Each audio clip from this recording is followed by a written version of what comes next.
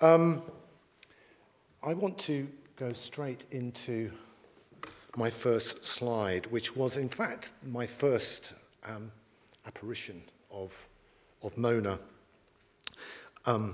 It's the invitation to their first exhibition, Monanism, and I've included the envelope that it came in, which was an extremely exciting thing to arrive on my doormat. It wouldn't go through my letterbox, it had to be delivered to my back door.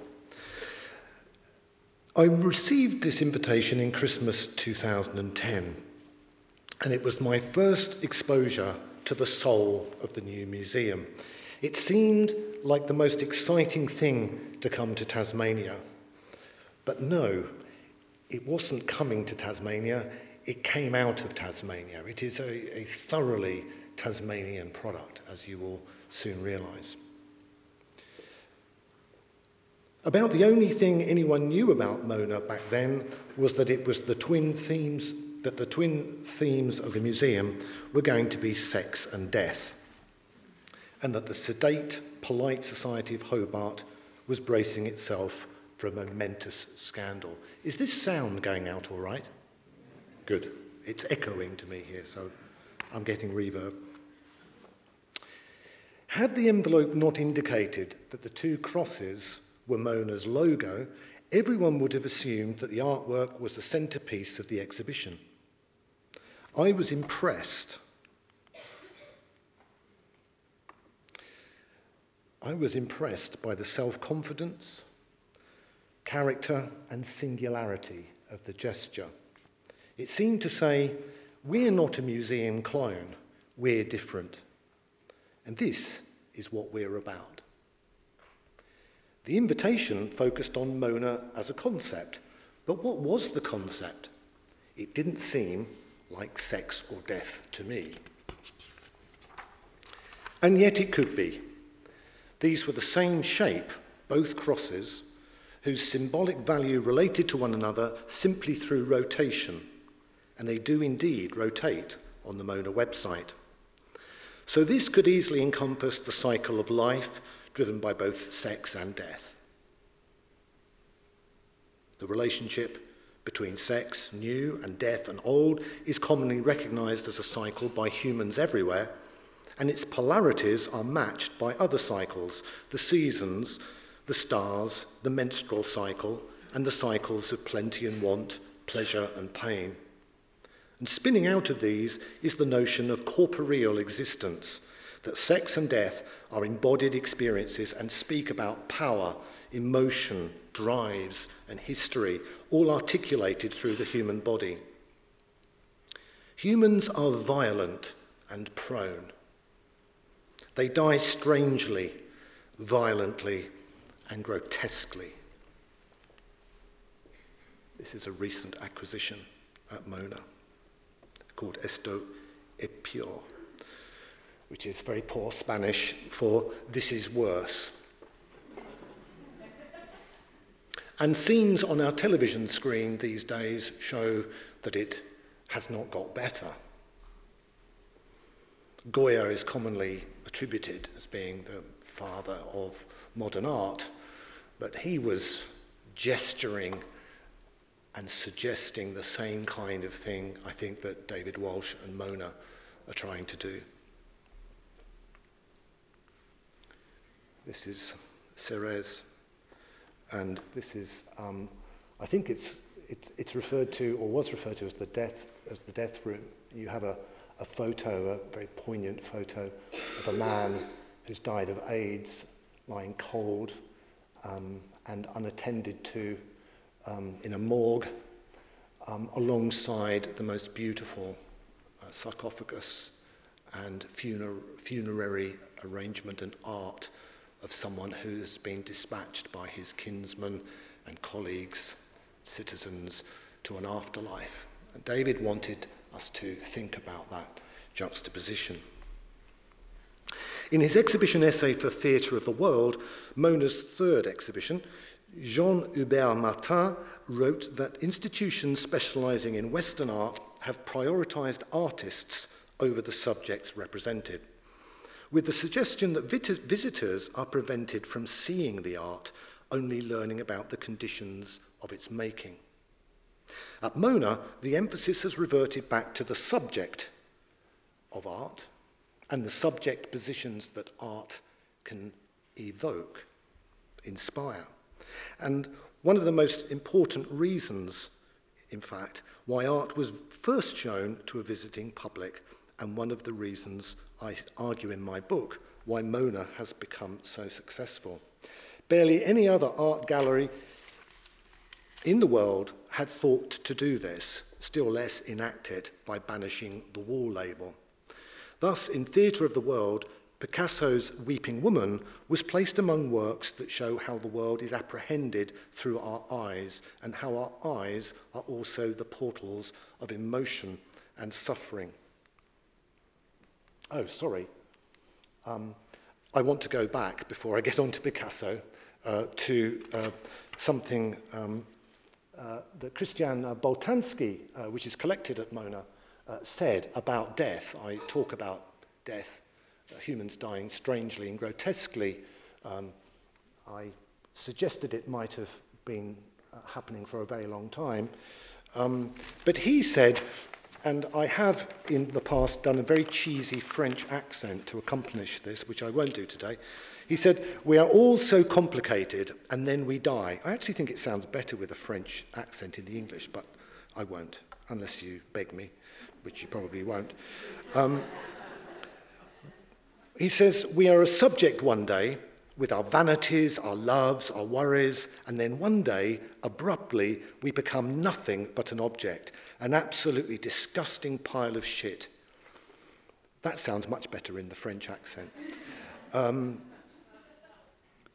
We pass very quickly from one stage to the next. It's very bizarre.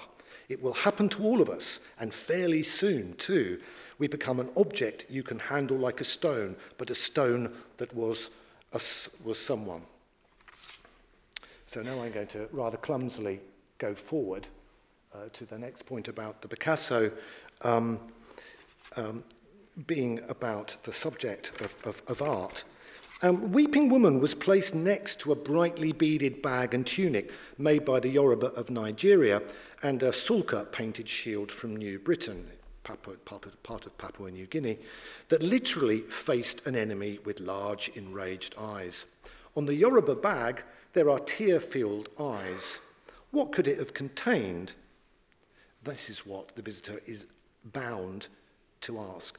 Conventionally, Weeping Women would be placed alongside other Picasso works to develop themes about the artist's period and styles. David Walsh thinks art history is important, but it does not interest him as much as the subjects that art fingers or the multiplicity of subjectivities it produces among a viewing public. And this is the point. We should trust the viewing public of art in the same way we trust them with theatre or film. We don't give explanatory notes and labels all the way through a film and theatre. And, sorry? Oh, sorry, I just heard something coming out of a speaker here, sorry. We don't do it in theatre and film, so why we do it in an art gallery is, to David Walsh and myself now, quite baffling. He came to learn that the direct link to our bodies and our emotions, the visceral affect of art that grabs collectors by the throat, can activate visitors too, if they're given the chance to see art in a different way and in a different light. Why? Because subjects like sex, death, and the human body already matter to all of us, whereas frankly, art history and art theory does not to all of us. At least, not initially. For social animals like us, sex and death are transformational. They provide for the orderings of birth, kinship, succession, status, and rites of passage. Sex and death are potent, pregnant with implications, and yet for many of us, they remain dark, secretive, undisclosed, repressed, and anguished. They are the source of so much suffering. Yet art may be a source of salvation if it is given a chance. As subjects, we can relate 2, they expose us to the boundaries between art and life. Mikhail Bakhtin wrote how carnival was our second life that was lived on the boundary between life and art. And in my book, you can read how and why carnival became a central trope for visitor experience at Mona. And to my knowledge, it remains the only place where this is a trope at all.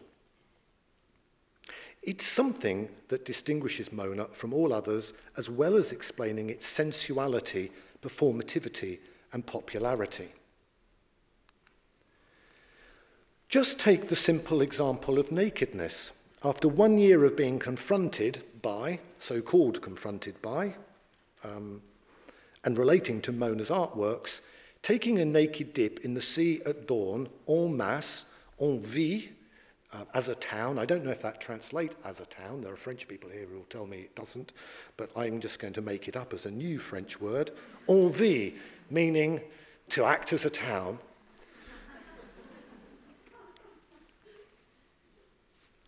In a midwinter festival could hardly be deemed controversial, and yet it became so. As soon as it was announced, the Tasmania police gave notice that it could not go ahead. There were a multitude of laws and bylaws which forbade it. But here we see the transformational nature of Mona in action.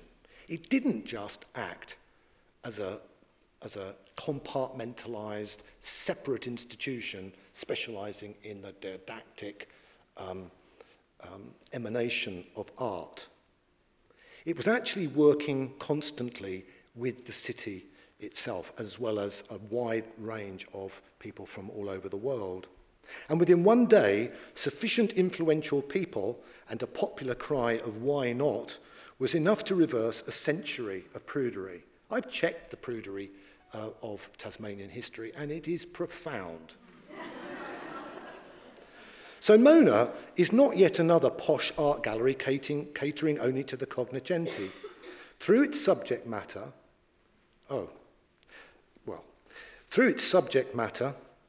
and carnival expression, its presentation of art quickly established a very broad and popular public, something public art galleries were charged with achieving in the 19th century and early 20th century, but seldom ever did.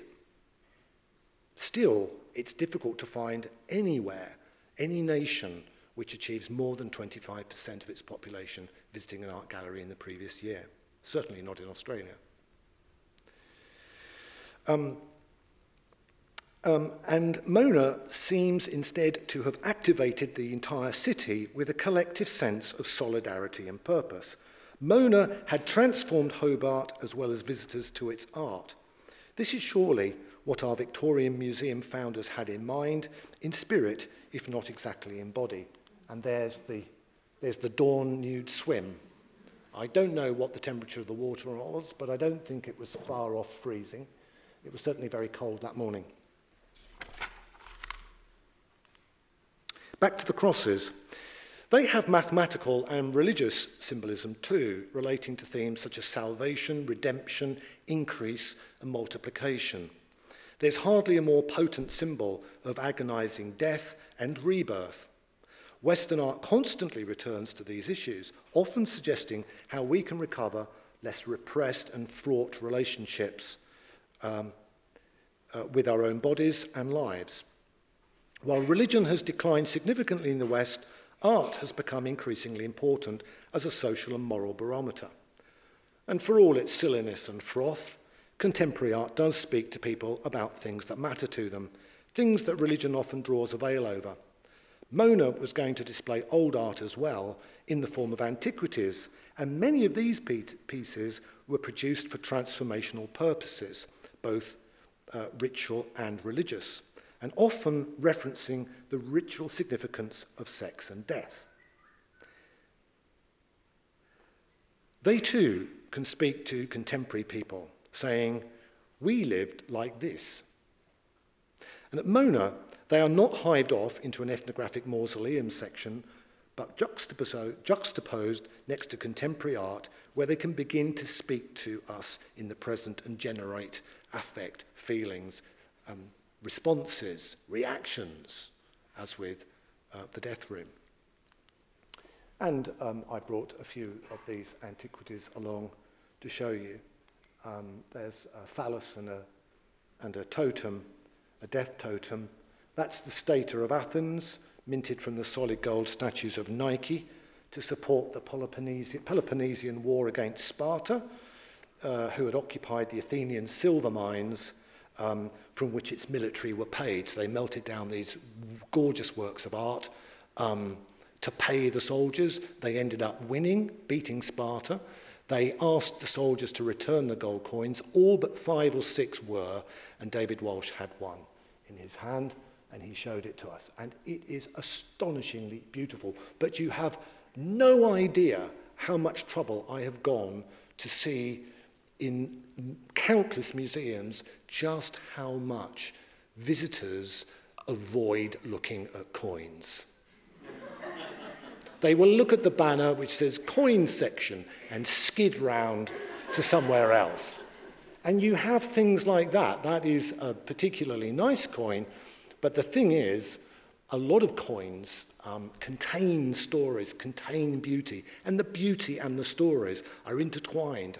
Some of them the greatest stories of our species' history, certainly that one, if English literature is anything to go by. There's 6 men and their phalluses carrying an even bigger one, and that's from South America.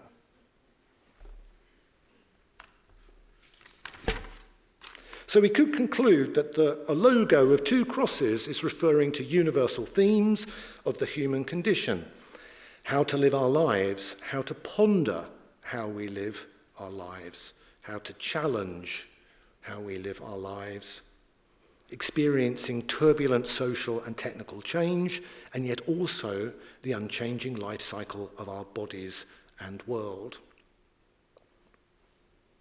I think it's no accident, really, or surprise, that children and young people are so captivated by Mona. There would have been more than a few parents and families who wished to leave their children at home, but you'll be surprised how many children have browbeat their parents to be taken inside Mona. And also, the story we're getting as researchers is how often visits to Mona from the mainland, cities like Sydney and Melbourne, are precipitated by children and young teenagers wanting to come to this thing that is the talk of the town and has inspired a younger generation. And so it is so different from the times when I had young children. I have 3, I took them around everywhere, and with each child I hoped one day we would actually make it to the Mona Lisa in the Louvre, and we never ever did. They got me out before we ever got anywhere near it. So that is another indicator, a register of change. Am I almost done? Yes. Okay. Nobody would have thought it possible for Mona to become the darling of the global art world within 3 months of opening, and few would have predicted the record-breaking numbers of visitors to Mona in its first year from all points of the globe. But with its Dionysian landscape, complete with vineyard and brewery, and a compound and art gallery resembling something from Alice in Wonderland, it seemed Mona expected visitors to be lost rather than saved, changed rather than improved, and enlivened rather than elevated. Walsh, we might say, found the verbs that museum tourism desperately needed and dumped the nouns that defined their persistent problem. Thank you very much.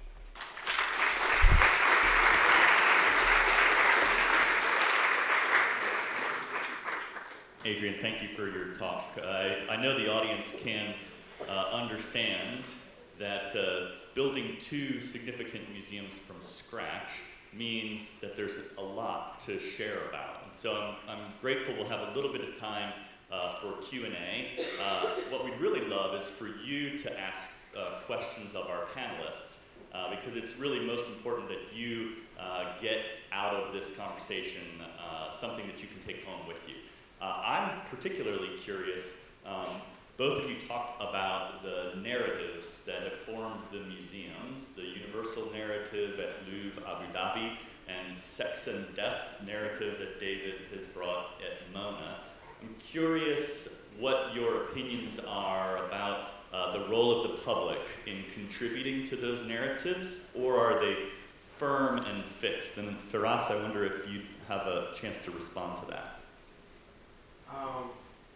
Well, basically, people really, you know, we used to travel a lot to go to museums and check out, like, you know, experience different collections and so on and so forth. Back home,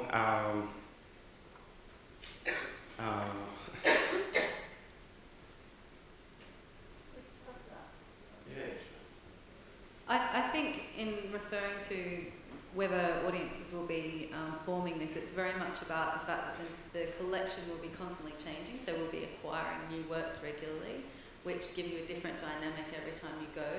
The loans will be constantly changing, so it is dynamic in that sense, but it comes back to this idea of what you interpret the universal to be. So talking about what Adrian was saying about, you know, giving a very sort of projecting a specific interpretation on an audience through a label or whatnot. That's not what we're aiming to achieve. You may look at something and think, you know, that's a very obvious stylistic comparison, or these are obviously from the same period of time, or, you know, we think that our audiences in Abu Dhabi, being at sort of the crossroads and the Silk Road, that there's this interpretation that comes from trade having passed through there for many years already. So there's these kinds of experiences that are brought to the fore in the museum, and it really depends on who it is.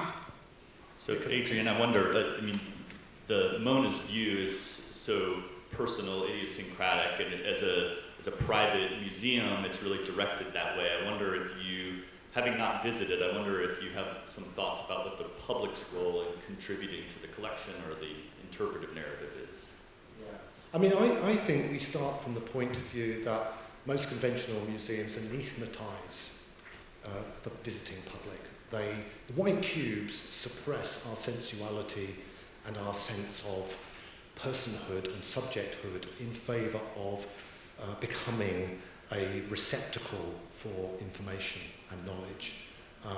We're like asylum inmates just waiting for the next round of Valium to come. And that's why we get so tired. And that's why people like patrons of the National Gallery, like Alan Bennett, said, you know, all art is tiring.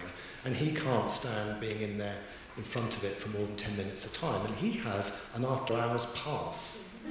So, whereas at Mona, what they wanted to do was exactly the opposite, to encourage those subject positions, subjecthoods. And so what they did is they theatricalized it, and they made it into a kind of procession of carnival experiences. And one of the things that we know about carnival, which is universal, South America, Caribbean, France, everywhere, Italy, is that there are no spectators. So that being an anathematized, asylum-like person in an art gallery is not possible in Mona. You find that you are actually a part of what the experience is. And now other people's laughter and reactions become part of the experience that everyone shares. I think that immersion is really something that a lot of us are looking at to put into the gallery. I wonder if the audience has questions for our panelists. If you do, there are some microphones in the room. Just raise your hand. We have one in the front here, and they'll come to you. Yes, sir. Yes, just thank you, Robert. Just a question for Emma. I saw on the list that you have student ambassadors. Can you tell me how that works and what was the thinking behind having student ambassadors in a museum? It's actually in its sort of inception at the moment, so it's very early to sort of talk about the evolution of the project. But basically, a lot of our work is about connecting our local audiences, and we feel that due to particularly for the Louvre, there might not be that visual arts culture that has existed for a long period of time. So the younger generations are compelling older generations to go. So we wanted to start with students. We already have very young sort of youth coming in droves, so we've sort of ticked that box, but we felt that the ambassadors could be influential in contributing. You were talking about contributing to the experience, but also being advocates for the project. So it's about liaising with them regularly, giving them sort of professional experiences. We're also going to be offering them insights into how each of the departments work should they wish to then take up museum studies or a specialist degree. So it's very much about them doing something for us in the community, but us giving back to them and inspiring them to be working in museums. Does that answer your question? Thank you.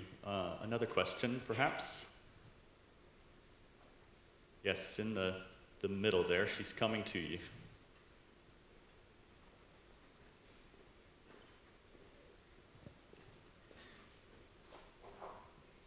Hi there, my name's Sangeeta. I work here at the Art Gallery of New South Wales.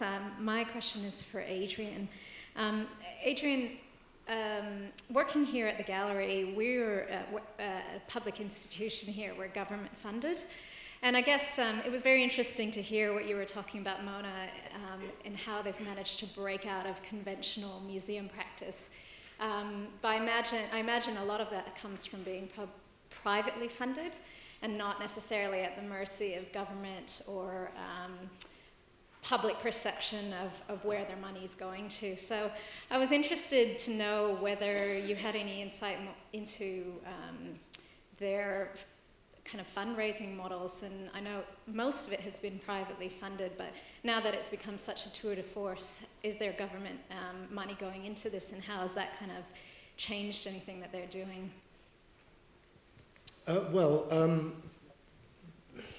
The simple answer is that most of the money for the museum itself is coming from receipts, and David is topping it up, the shortfall, which I think is quite considerable still, but he plans to develop business models to ameliorate that. I think there's a hotel in the pipeline. But he always wanted to remain fiercely independent of government for the very reason you mentioned, that politicians are frightened of their own shadows. I couldn't even mention, for example, on the ABC, the title. When I was asked, disc jockeys, they all ask the same thing. Disc jockeys. Radio announcers, radio programs. Always ask you the crass question, what's your favourite piece? And my favourite piece of Mona is Cunts and Other Conversations, which is now up in its full glory, I think. Almost all of them are up now. But I couldn't say it. But this morning I said, the one I'd most like to say, I have been told I can't mention on ABC. And this morning, the person in Sydney said to me, oh, yes, you can. So I said, oh, well, in which case it's Cunts and Other Conversations. And all hell let loose. And I have about 50 messages on my iPhone this morning saying, yay! But that just shows you, and the Chrysophilae, the Holy Virgin Mother, Holy Virgin Mary. Oh, help me, Delia. What is it? Is it Mary or Mother? Mary. That was part of, the sensations, the 2000 sensation, Charles Saatchi's thing, which really propelled contemporary art into being a popular cultural form instead of just a very minority thing.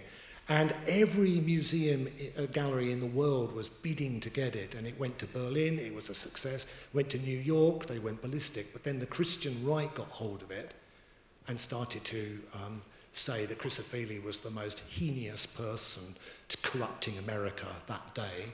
And what happened? Well, suddenly, the Art Gallery of Australia, the National Gallery of Australia, who had bidded against so many, just let it go. They said they can't. And it was also canned in Japan as well. So I think there is a role, you see, for private galleries like Mona. I think it's a leadership role, actually. It's a very creative and it's a leadership role. I think what we're finding in Tasmania is that local government is learning that they don't have to be so frightened of art and its challenging and its excitement as they thought they had to be.